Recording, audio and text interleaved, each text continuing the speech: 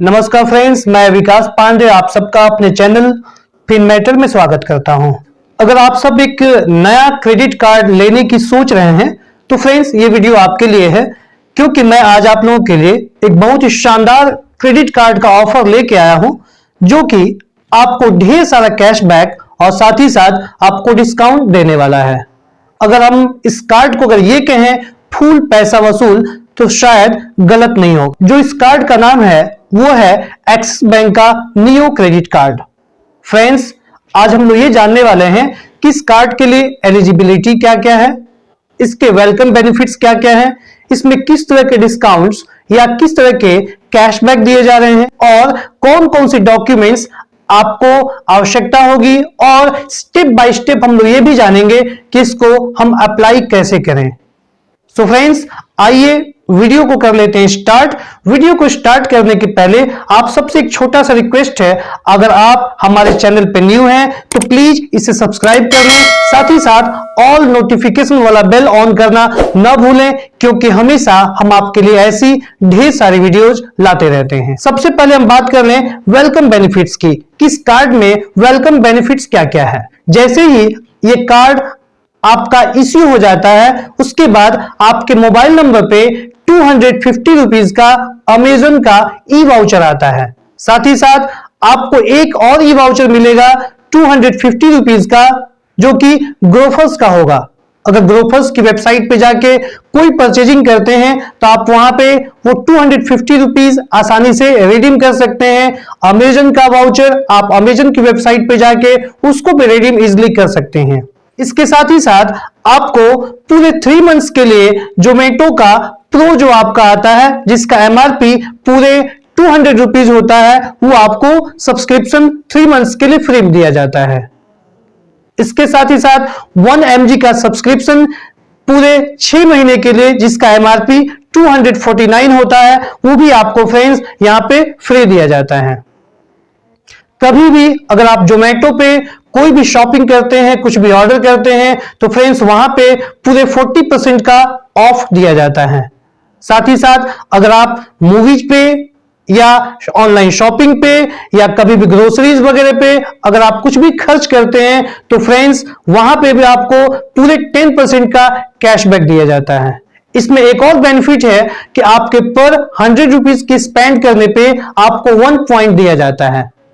उस 1 पॉइंट की वैल्यू पूरे आपके 25 पैसे होते हैं। जैसे जैसे आपका पॉइंट इकट्ठा होता जाता है, आप उसको बाद में अगर चाहें तो आप उसे रिडीम कर सकते हैं आसानी से।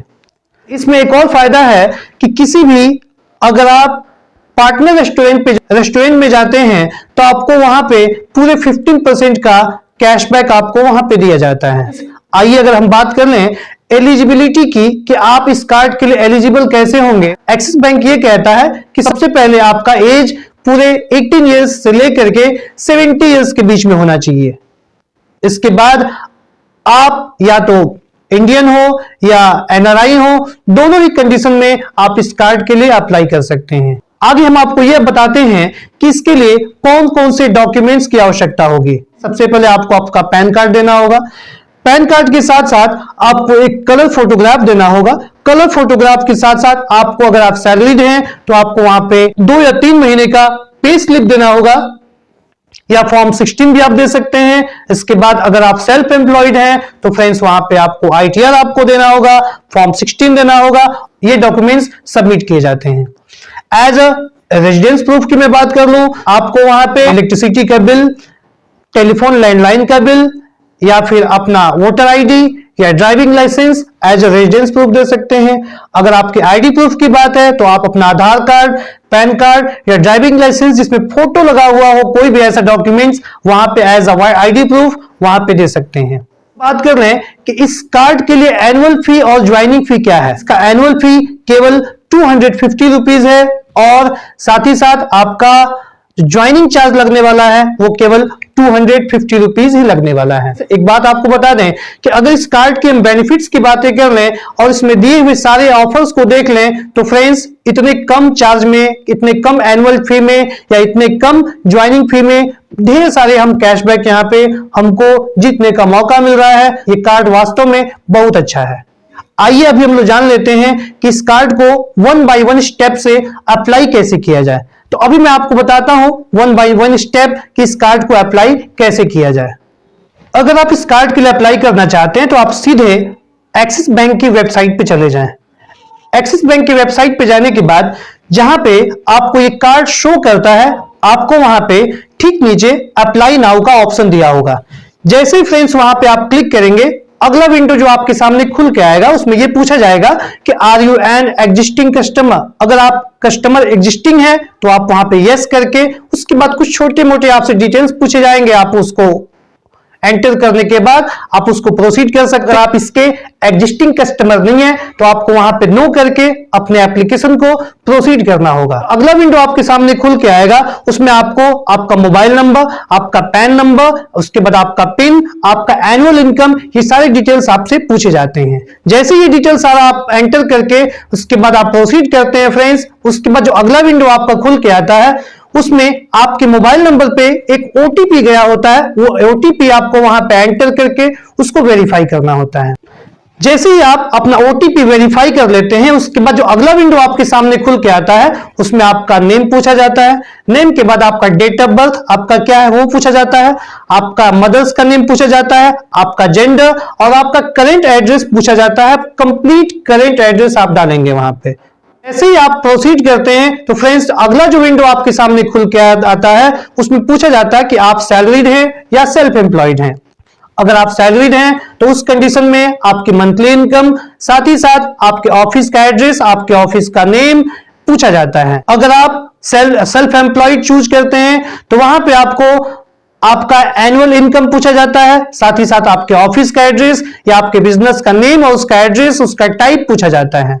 ये सब कुछ जैसे ही एंटर करके आप प्रोसीड करते हैं तो एक्सिस बैंक में एक छोटी सी प्रॉब्लम ये है कि उसके बाद आपको कुछ कार्ड्स आपको शो किए जाएंगे कि आप इन कार्ड्स के लिए एलिजिबल हैं। अगर आपको उसमें एक्सिस बैंक का न्यू क्रेडिट कार्ड अगर आपको दिखाई देता है फ्रेंड्स तो वहां पे उस कार्ड को चूज करें, उसके बाद उसको आप प्रोसीड कर दें। जैसे आप प्रोसीड करते हैं उसके बाद आपके सामने आपका एक एप्लीकेशन नंबर दिखाया जाता है कि आपका एप्लीकेशन सक्सेसफुली सबमिट हो चुका है। यह आपका एप्लीकेशन नंबर है। उस एप्लीकेशन नंबर को या तो आप स्क्रीनशॉट ले लें या फिर उसको कहीं नोट करके रख लें, क्योंकि आने वाले टाइम में उस एप्लीकेशन नंबर की आवश्यकता आपको हो सकती है। इसके बाद होता क्या है कि जैसे ही आपका एप्लीकेशन वहां पे सक्सेसफुली सबमिट कर लिया जाता है, एक्सिस बैंक की तरफ से आपके नियर बाई ब्रांच पे आपको एप्लीकेशन वो चला आता है।